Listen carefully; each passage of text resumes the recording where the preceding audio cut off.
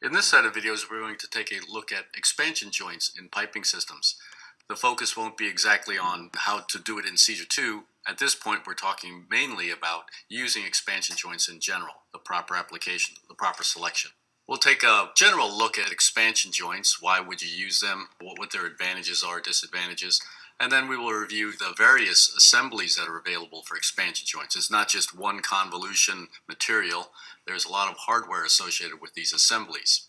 Then once you understand what assemblies are available, then we'll have to take a look at where would you want to put them in the piping system in order to properly use their capabilities.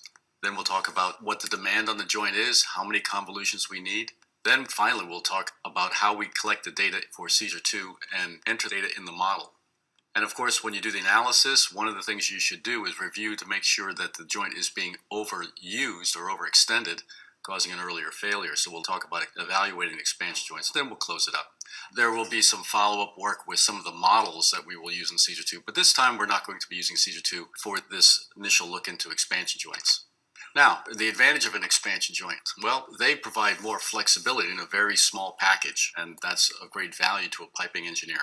They can also isolate your piping system from any source of vibration, for example, a pump. So in certain cases, that could also improve the system operation. So you might ask this question, how big would a loop have to be in order to have the same purpose or same flexibility as an expansion joint? Here we have two systems, just a straight run from an anchor to a pump suction.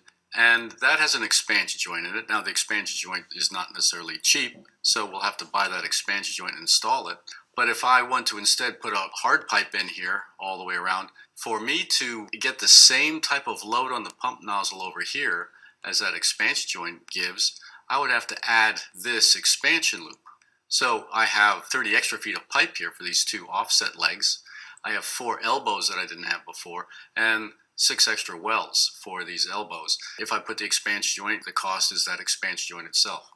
If I run this model in Seizure 2, let's look at it this way. This is node 10 over here, and this is node 110. So they're both in the same model. And 110, this is the nozzle check report. And in both cases, we have forces below their limits and moments below their limits. So yes, we're in good shape with either one.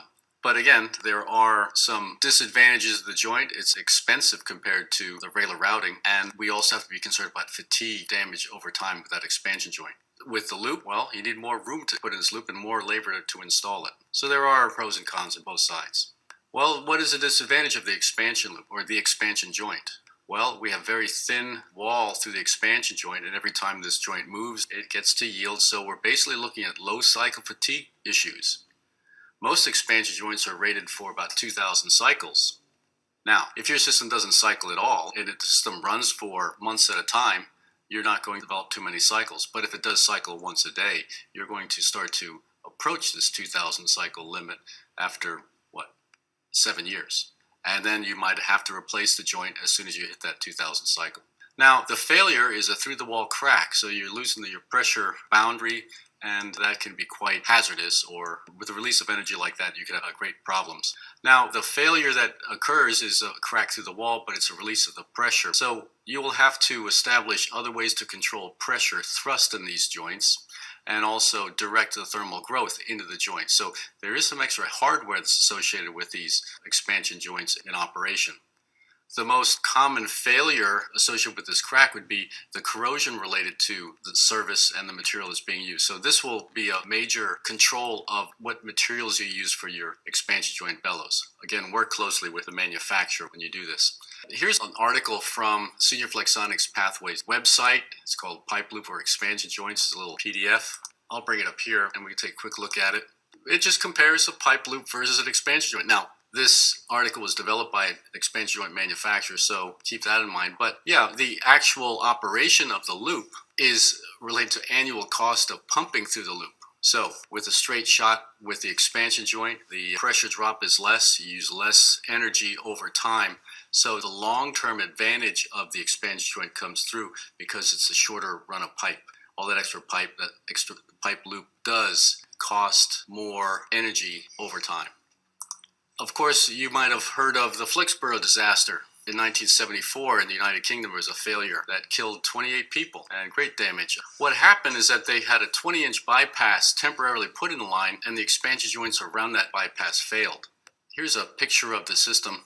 What happened was, I think there were 6 units cascading down the line, and they removed, in this case, unit 5, and instead of straightening out the run between here, they just ran this dog leg, and there's a drop in elevation. And when these expansion joints that are still linking the old systems were pressurized, it caused a little bending moment or a coupling through that dog leg, and it popped the joints. And here's a video of the site.